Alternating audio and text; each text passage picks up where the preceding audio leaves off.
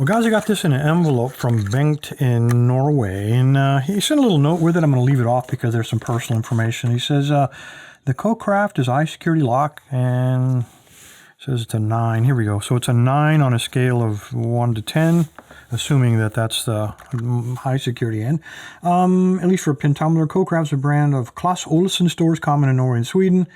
Blah, blah, blah. He goes on to talk about it's repinnable, supposedly, and he wants to know how. It says there's a hole in the side of the lock body. He thinks there's a screw in it, and some online customer said that a pin fell out of there. So, I don't know. Can't really see the key. Let's crack this open, take a look, see if we can't get it picked, and see if it is repinnable. All right, let's take a crack at this guy. Line that up. It works. So the claim of high security so far seems to be holding. We got ball bearings. So that's a good thing. I don't see any screw down there to take the core out, though, unfortunately. We'll take a look at that in a minute. Let's first try to figure out how to get this open. In this keyway, very paracentric, so I'm going to use a bottom of the keyway.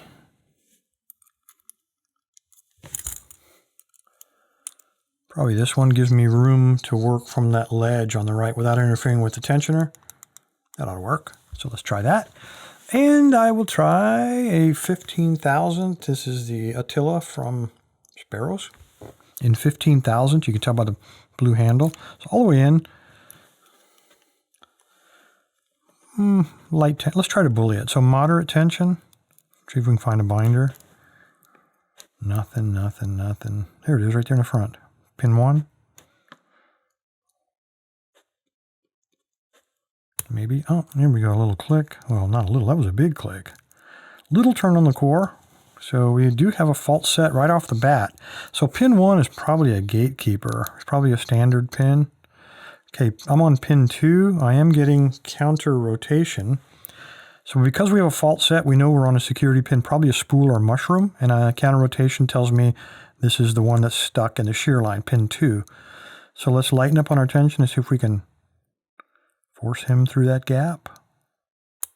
And there we go. And we do have a little bit deeper fault set. Let's check pin 1. He's good.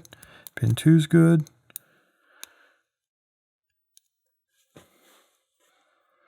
That feels like pin 4, again with the counter rotation.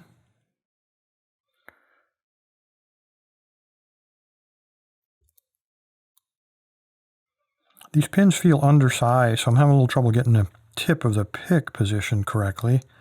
And you can also tell I'm about to break my pick. There we go. So I still kept my fault set. So let me check 1. We're good. 2 still good. 3 still springy. 4 is good. All right, so now we got to find, because we have a fault set, we're looking for a security pin, and I can't find him. Wait a minute. That might be him, but this pick doesn't have enough. You can see it doesn't have a lot of rise. Let's try another pick with more rise, and that would be, let's try. See if we can get this guy in. There's a 15,000th, pretty stout shaft, so you can see I've bent it before. So if I break it, I feel sad for like 30 seconds. Because I got another one just like it. Waiting.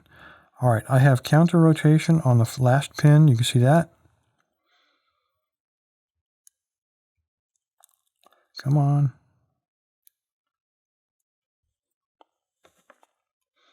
I'm about to break that pick. Let's see if these guys in the front are still good. There's pin 2 again. He's dropped back down. Let's knock him out first.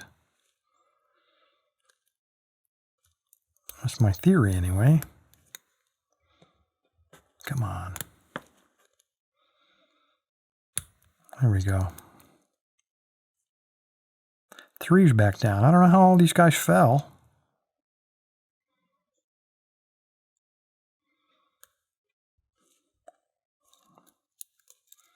I have lost the fault set. Pin 5. Come on.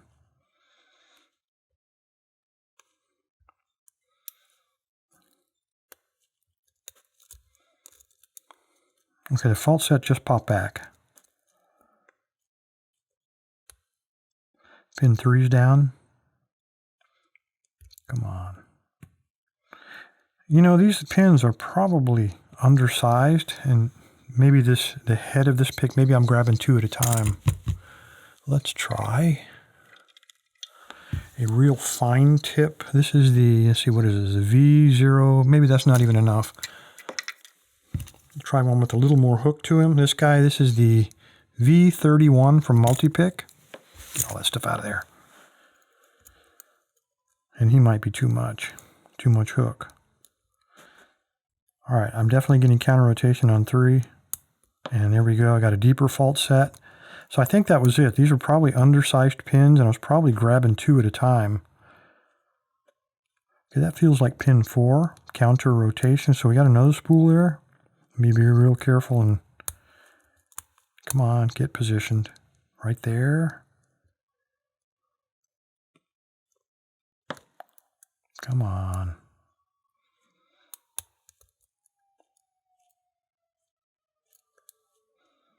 Checking everybody in the front now. I think everybody in the front is good. Pin 3's back down. Counter rotation. Wow. And okay, I got him. Checking in the front.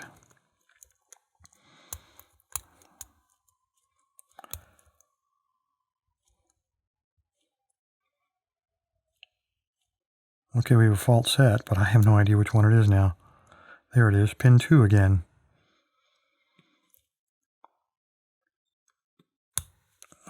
Got him. Okay. Still have the fault set.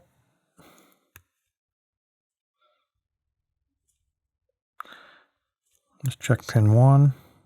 There we go. Pin 1 is now back down. Come on, get on there.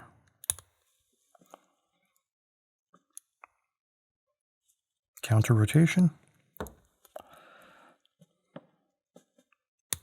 Got him. I'll pick a stock.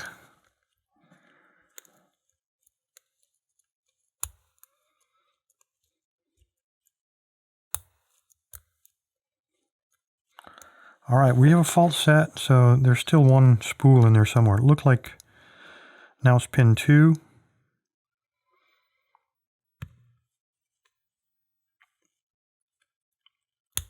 And there we go, finally. My goodness. Wow.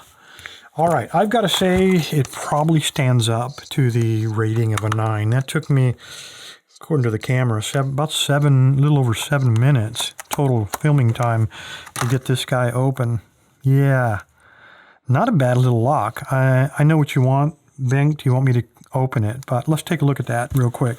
The hole you talk about here on the side, if you take a probe and you slide him in there, you can see him in the bottom there. So here's a drain hole. So when water dribbles down the shaft, it gets in there, it can drain out, doesn't corrode the shackle closed. The same is true on this hole. So that is on the bottom of this shaft. So I'm going to close him. So I'm going to shove him all the way in, and when I push down, you'll notice the shaft pushes the probe out. So this is the drain hole for that side. The core is not replaceable. It is really not rekeyable. They probably sell blanks, which you mentioned in your letter, but the blanks are so that you can take one of your keys and get them copied so you can have another one made. All right, so what am I going to do? I'm going to open them up, guys. I'm going to mill this off, and let's see what kind of tricky stuff is inside of here. All right, guys, I made a single pass on the top of this lock, and that pin, that's the drain hole right there, that pin just popped out. I have no idea where it went, but it could have gone very deep. That's the pin that holds the core in, and the core just slid right. Actually, it popped out about that far, so I was able to just pull it right out of there. I noticed right away that the back of it is not shielded, so this is probably bypassable, but not with the standard either ABUS or the American tool. They won't quite fit around the curves of this keyway, but it seems that you'd be able to make a bypass tool to get through that warding and turn that actuator. Anyway, enough of that. Unfortunately, I also noticed that this does not want to come apart. This is permanently installed. There's a pin right there that they drove in to hold the core in. Yeah. So even if we turn it, I didn't try this, but yeah. Okay, even if we turn it, it won't pop out. So I've got to figure out a way to get that pin out. Let me try to put a real small hole, and then maybe I can use an E out to pull that pin, and then we can continue with the disassembly. All right, that wasn't too bad. Slid that dude right out of there. And let's see what we got here. I am going to shim it because we have that little gap. I don't really know. Hate to screw up this gutting at this point. Slide this dude right there. He should work about right. All right, let's go ahead and unlock it. Get everything lined up. Slide our shim in. Ooh, almost did it, didn't we? All right, I'm going to turn it. Let's see. Let's turn them like that so that we would kind of remove that gap. And we'll put the pins. Uh-oh. It's non-standard. Dang it. All right, let's see if I've got another smaller one here. Let's see if this... Yeah, he's a flat, but that's okay. We're shimming it. Nope, still non-standard. Not going to work. Not going to work. All right. Let's do it this way. Let's start pulling these guys out and using the core as our plug. I'll try to keep the pins on the top so we can kind of do this in a halfway organized way. All right, the 6th chamber appears empty, and that makes sense. I didn't feel 6. So let's keep sliding it forward. All right, what's holding me up here? Come on now. Come on. What are you caught in? Oh, man. I'll bet you that 4th pin fell into the hole or into the groove. Oh, yeah.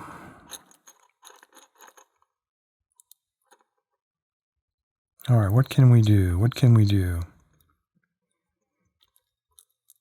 Another gutting disaster. All right, let's get the Dremel out and just cut this dude apart. All right, I cut one side of this. I really enjoy playing the fool. Yeah, and documenting it, no less. All right, let's try to pry it. If not, I'll cut the other side. Should be able to just snap. There we go. Okay, and that's exactly what happened. Looks like pin 4 fell into that friggin' chamber. Should have had the foresight to see that. All right, now, let's keep going, shall we? Let's push 4 back up in there. Get up in there. Now we can continue kind of with this well-documented disaster. All right, this is not going to work. All right, there's 5. Come on, come on. Now 4 has popped. All right, hell with it. They're all going to fall into that slot, guys. There are, well, it makes it easy because they are all spools, every single one of them. Looks like, yeah. Some are sharper than others. This first one here, let's grab him with tweezers, get a close look. All of these are spools. Nice long ones, except this first one, it looks like. He almost looks like a little anti-bump or, you know, like serrated. He's got grooves in both ends. That's definitely not a spool, though. So he's the only different one. So that's kind of what we're looking. I'm not even going to bother to put that up there. I bet you that all of these guys, you notice how they're all smaller diameter too. This would be probably American-sized diameter or master lock diameter. So they were a little hard to position on, nice and sharp. Anyway, yet one more documented disaster. Appreciate your time. Appreciate your patience. Stay safe, guys. Stay legal. Bing. Well, you got your wish. It's gutted. There you go.